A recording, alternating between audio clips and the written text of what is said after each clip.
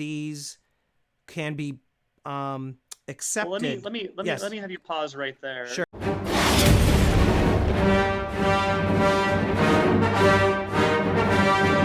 All right, everybody, thank you so much for tuning in. This is now part 2 with Jeremy Corden, founder and president of Goldback. Jeremy, thanks so much for being on here for a second video. I appreciate you.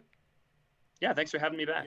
And this is kind of fun because some of the people that hate Goldbacks the most, they'll rally against the premium and they'll say it's a ripoff, and and I'll dive into that with you here in a minute because I think there's a great response for that.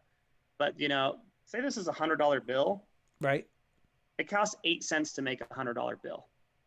This is worth about $100, maybe a little bit less, right? And this didn't cost 8 cents to make. This will be valuable forever. If you have this in your wallet and you bury your wallet and they dig it up 1,000 years later, it'll still be valuable. The $100 bills will rot away. Correct. So it's not, what's the premium on an 8 cent, $100 bill? Right. You know what I'm saying? By the way, the 8 cents isn't gold, so like, Right. So let me ask you, in terms of accepting these, since we're talking about them being a currency and they're a voluntary local currency, some people are saying, what value is there to buy these? So let's say, for example, if you're living in Utah or Nevada, or New Hampshire, why buy them if you don't know who or what retailers are going to actually accept them? So if you're in one of the 3 states, if you're in Nevada, New Hampshire, or Utah, we do have maps where we feature businesses that want to be advertised as taking gold all the time. Okay. And in Utah, I want to say we have about 200 businesses. At first it was a lot of, side hustles and, small businesses where, you had 1 or 2 employees. The last business that we signed to accept Goldbacks as payment has 190 employees. Wow. So it's a big business. So they really believe in it. They really believe in it, and it's not just the side hustles and the small businesses anymore. We just signed up a chain of hardware stores.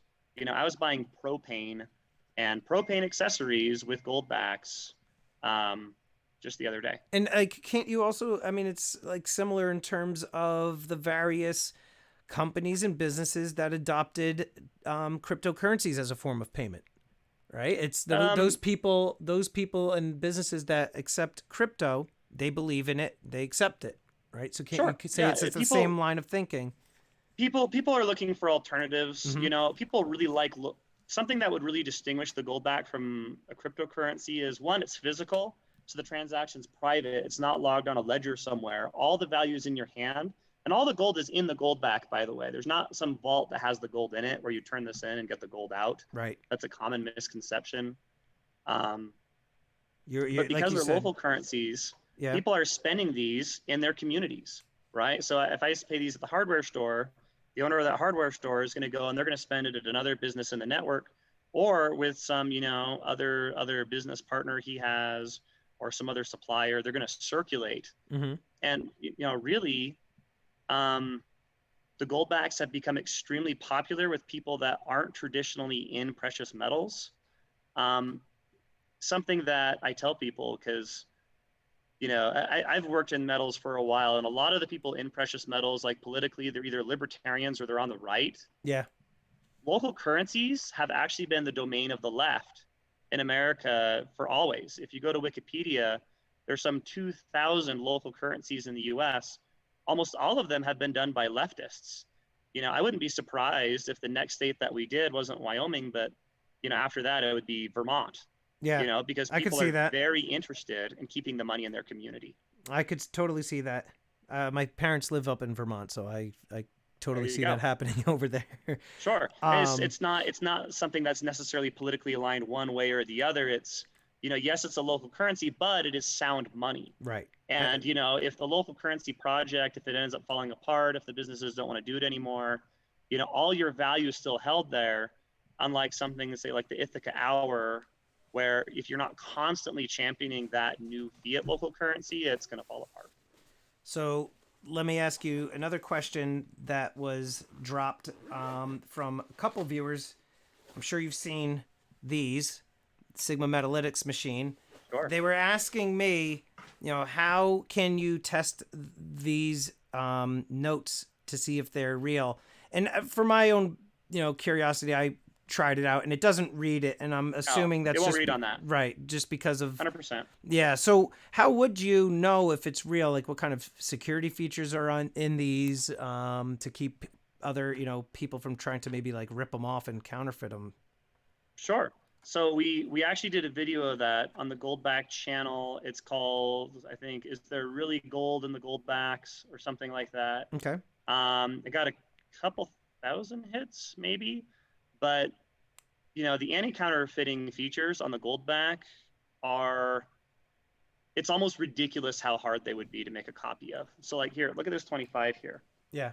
So like all these like design works and stuff, these aren't repeating patterns.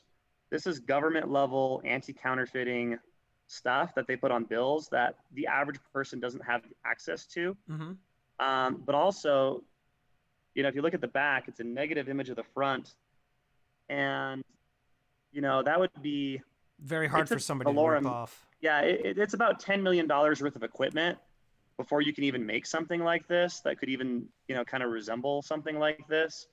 Every single Goldback is serialized. So even down to the one, coins aren't serialized, right. They're not unique that way. Right. But like the one Goldback, you can read the serial number. Oh, yeah. There. Okay. You see it? Yeah. And then if you go to the back, right, you can read the serial number through it. Oh, yeah. And the fact that you can do that is one way to authenticate a Goldback. It's hard to see. I'll just tell you though, for the record, there. Yeah. Mm-hmm, there has never been a counterfeit Goldback. There's never been a counterfeit Orem. So, and I think we're about 20 years ahead of the counterfeiters. And I think the reason being is they probably look at this and they're like, that's way too difficult to make. We'll just that's only worth $3. Yeah, we're gonna just counterfeit this instead. It's like for $50,000, right, you could be counterfeiting gold eagles tomorrow. Right. It would take you $10 million and a decade of expertise to do something like this, and the payoff is a lot lower. Now, even if you're able to somehow pull it off, it's most counterfeiters, if they were amazing and brilliant, they wouldn't be counterfeiting. Right. Just saying. Right. Now, let me ask you, going back to using these as currency, and sure. I showed how you have the exchange calculator on your website. One person was asking, how does that change? Is it something that's updated every like 10 minutes? Is it based off of the spot price? What's sure affecting that? Eventually it's going to be some plugin that'll probably update all the time, but right now it's just updated once a day, and it moves by a penny every time the price of gold moves by $10. And then we'll go through once every couple of weeks and we'll do an analysis of what Goldbacks are actually selling for. Mm-hmm. Through the different online retailers and coin stores, and we'll make an average price of Goldbacks, and people use the average price as kind of a jumping point to bartering, at these dealers and vendors. Makes sense. Now, what's cool about that is if you're in the know and you're buying Goldbacks for below that average price, because there's an average price, like let's say I can get a 10, mm-hmm, and I'm not paying $375 for it, for $37.50. Let's say I can get it for $35 or $34. Right. If I can spend it at $37.50, that just gave me a discount everywhere that I can shop with Goldbacks. Right. And by the way, you don't have to go to Utah, Nevada, or New Hampshire to shop with Goldbacks.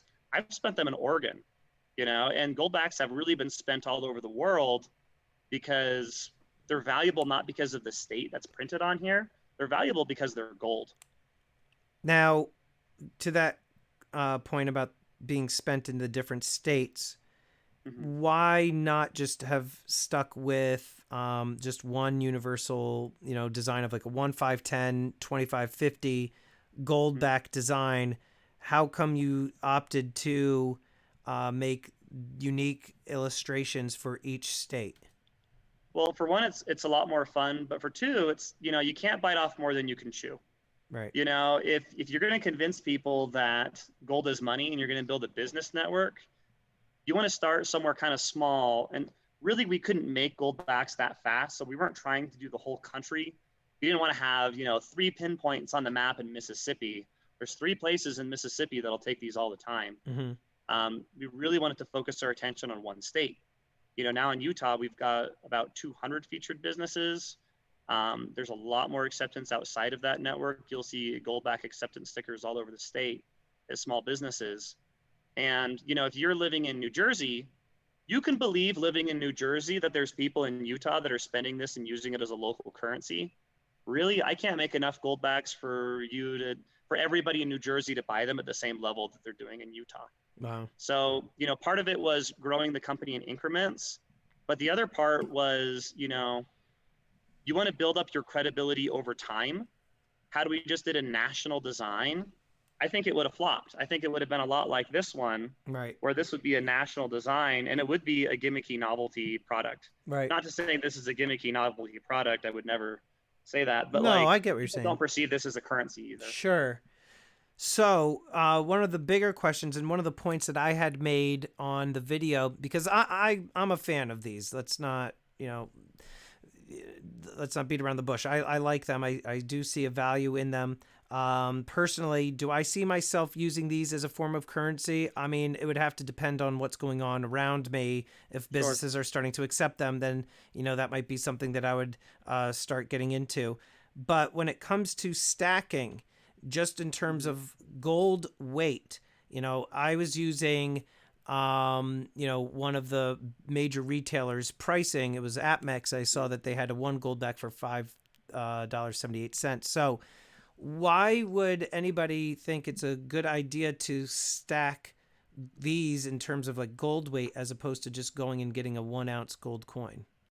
That concludes part 2 of the interview with Jeremy Corden, CEO of Goldback. Definitely make sure you tune in for part 3, where he tries to make the case of why you should be stacking Goldbacks instead of gold coins. And I would like to quickly thank these elite channel supporters. And if you haven't already become a channel member, please check out the awesome perks and join today. With that, this is Empire Precious Metals. Until next time, long live the Empire.